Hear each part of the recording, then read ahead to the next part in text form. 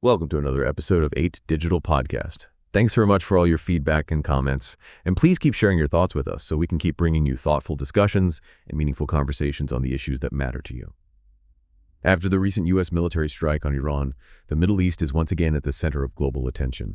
The attack has intensified tensions not only between Washington and Tehran, but also raised concerns in international capitals. What does this mean for the region? What are Iran's possible responses, diplomatically, militarily, or through its regional proxies?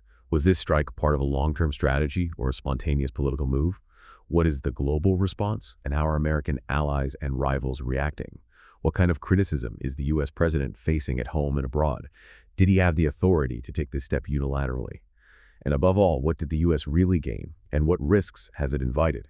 Today, we'll try to explore all of these questions in detail and examine where things might be heading next. So let's try to cut through the noise and get straight to what actually happened. The U.S. recently launched this major military operation, Operation Midnight Hammer, right? That's right. And the stated aim was preventing Iran from getting a nuclear weapon.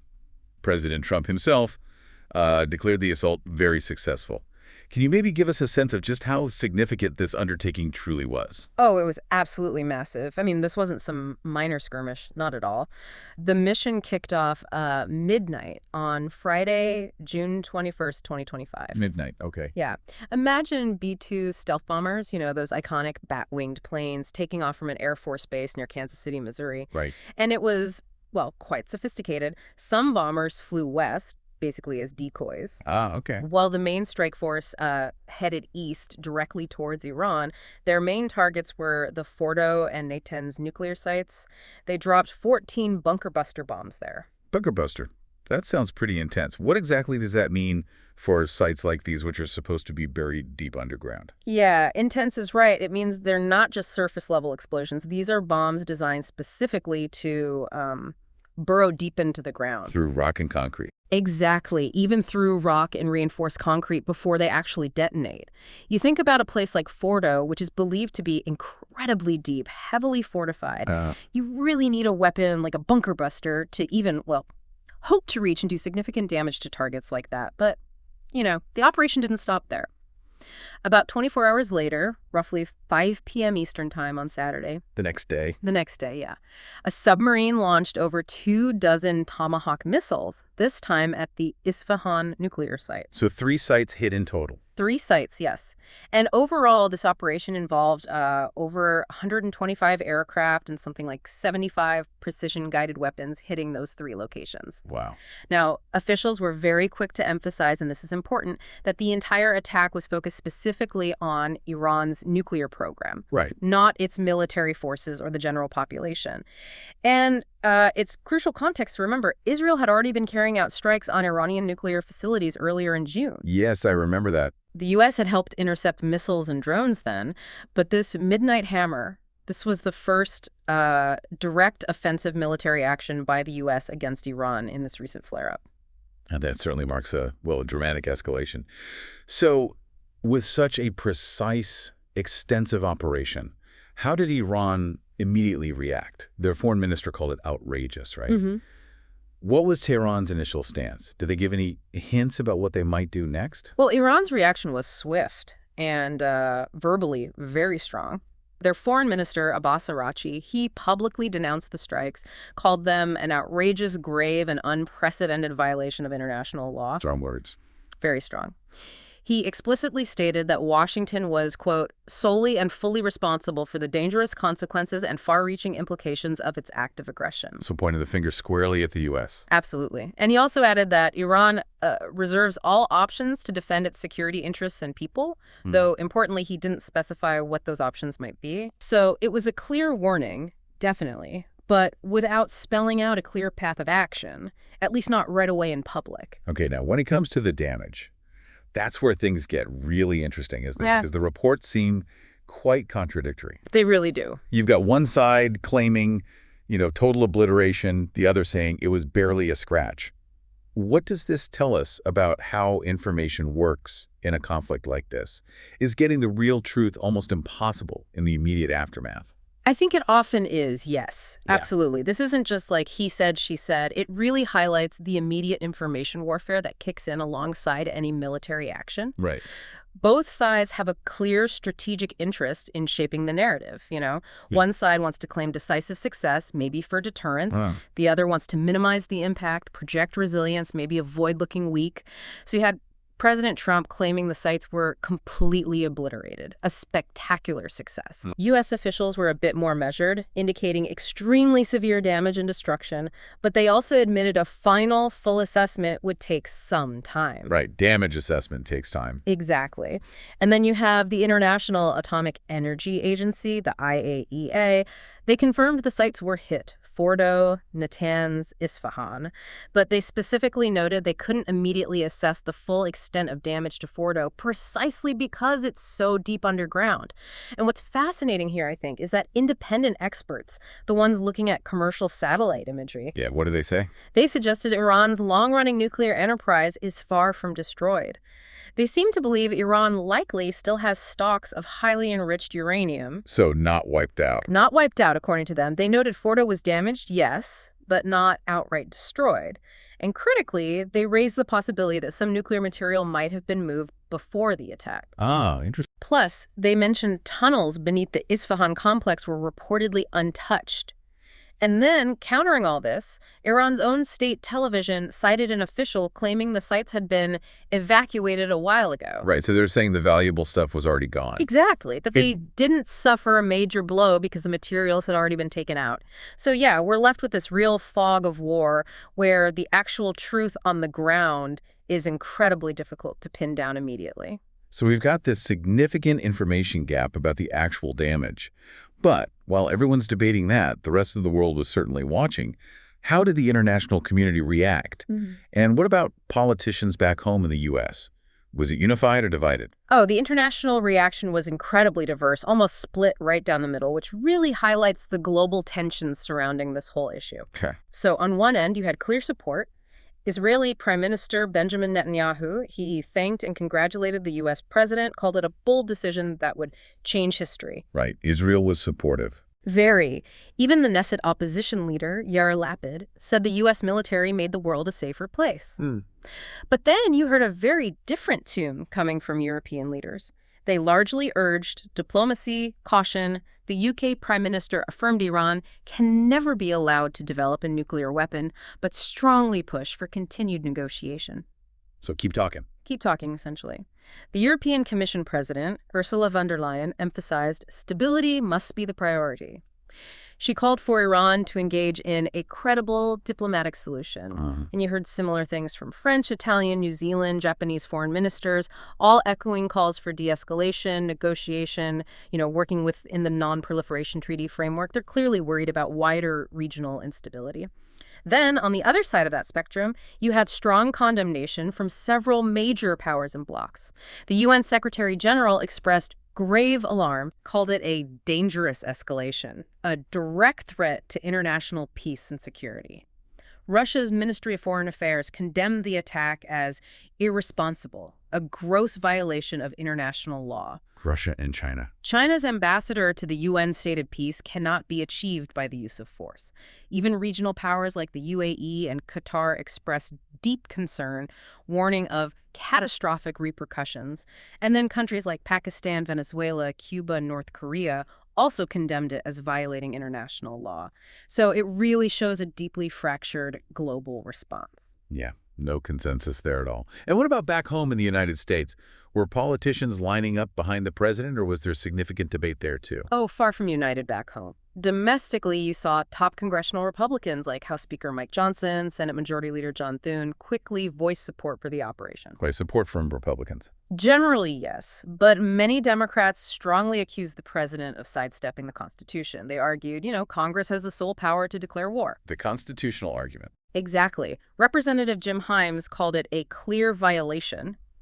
Senator Mark Kelly questioned if Iran actually posed an immediate threat, justifying this, and he warned that the, 40,000 U.S. troops stationed across the Middle East were now at greater risk. And interestingly, it wasn't strictly partisan. You even had some dissent from Republicans. Representative Thomas Massey, for instance, also stated that Congress has the sole authority to authorize war and should have been consulted. So bipartisan concern on the authority question. Yes. And this really highlights that critical ongoing constitutional debate, doesn't it? The president, under Article 2, has powers as commander-in-chief to defend U.S. interests, but Congress, under Article 1, holds the power to formally declare war. Right. Now, the Department of Justice's Office of Legal Counsel, the OLC, they typically view a war in that constitutional sense as prolonged and substantial military engagements that pose significant risk, which they argue would likely require congressional approval. So this strike, while maybe precise, certainly pushed those legal boundaries in the eyes of many lawmakers, especially perhaps for a president who had previously campaigned on avoiding new foreign conflicts. Given this whirlwind of reactions, both globally and domestically, the big question, the immediate question on everyone's mind is, what happens next? How might Iran actually choose to respond? That really is the million-dollar question, isn't it? And Iran seems to have several distinct strategic choices, each carrying pretty significant implications. Okay, like what? Well, one option, of course, is essentially to do nothing militarily and maybe pursue a diplomatic path instead. This might, spare Iran from further U.S. attacks. It could potentially open the door for negotiations down the line. However, for the Iranian regime itself, that could make them look weak domestically. Right, after all the warnings. Exactly. After all their prior warnings about retaliation, that's a huge risk for their internal legitimacy. So another pathway is to retaliate hard and fast. Now, despite those recent Israeli strikes that reportedly hit some of Iran's long-range missile launchers, Iran still apparently possesses a formidable arsenal of shorter-range missiles and drones. And what would they target? Potential targets could include U.S. ships in the region or U.S. military bases across the Middle East. Remember, the U.S. has facilities at over 19 sites there, 8 of them permanent bases. 19 sites. Yeah. And one commander of an Iranian-backed Shia militia in Iraq, Ta'ib Hezbollah, already issued this chilling warning that U.S. bases will become akin to duck hunting grounds. Wow. You could also potentially see swarm attacks on U.S. Navy warships using drones and those fast torpedo boats. Now, the U.S. has certainly taken precautions. They've dispersed their naval presence, beefed up air defenses. Yeah. And it's worth noting, President Trump himself warned of broader U.S. involvement if Iran does retaliate. He even floated the idea of targeting the supreme leader, Ayatollah Khamenei. So Iran has these potential direct military responses. But you also mentioned proxies and maybe a delaying reaction. Yes, exactly. Iran also has this history, you could say, of delaying its responses to external attacks. Some call it playing the long game or revenge cold. Revenge cold. Yeah, the idea is they might wait for tensions to subside a bit, maybe wait until U.S. bases aren't on maximum alert, and then launch a surprise attack at a time of their own choosing. The Iranian foreign minister's comment about everlasting consequences might hint at that kind of delayed approach. Interesting. And then, of course, there's the option of leveraging their proxy network, their so-called axis of resistance. Right, Hezbollah, the Houthis? Exactly. Groups like Hezbollah in Lebanon, Kataib Hezbollah in Iraq, the Houthi forces in Yemen. Now, Hezbollah's missile arsenal was reportedly hit hard by Israel last year. Maybe pulverized was the word used. But the Houthi forces, they had a ceasefire with the U.S., but they warned it would be broken if the U.S. participated in attacks on Iran. And they've previously threatened U.S. ships in the Red Sea. And perhaps the most extreme option, economically speaking, would be attacking commercial shipping. Or the ultimate step, attempting to close the Strait of Hormuz. That narrow choke point. Incredibly narrow, yeah. Only about 55 kilometers wide in places, but it's vital. Over a fifth of the world's oil supply, maybe 20 million barrels daily, plus much of its liquefied natural gas, passes through there. So closing that would have huge global consequences. Oh, immediate. It would trigger an instant oil price spike, inflation back in the U.S., which would certainly have political consequences, especially ahead of elections. But, and this is the key calculation you mentioned, it's also potentially dramatic economic self-harm for Iran itself. Because their own oil goes through there, too. Precisely. Their own oil exports rely on that same strait, and it risks drawing the Gulf Arab states directly into the conflict to protect their own economic interests. So while closing the strait is a powerful threat, it's an incredibly dangerous card for Iran to actually play. It really sounds like a high-stakes chess match, doesn't it? Yeah. With so many moving pieces and, well, no clear, easy win for anyone involved. So if we step back from the immediate reactions, the retaliatory possibilities, what does this strike truly achieve in the long term? And what does it tell us about the limits of using air power in a situation like this? That really is the ultimate strategic question, isn't it? And it's complicated. You had senior U.S. officials, Vice President J.D. Vance, Defense Secretary Pete Hegseth, stating the U.S. was not at war with Iran, not seeking regime change. Right, focusing on the nuclear program? Exactly. Vance said the U.S. was at war with Iran's nuclear program, but then President Trump later seemed to contradict that, speculating about regime change if Iran is, quote, unable to make Iran great again. Mixed messages there. A bit, yes. And while Vance maintained they sought a diplomatic solution, the immediate halt to talks certainly casts some doubt on that, at least in the short term. But the broader question is about the effectiveness of air power itself.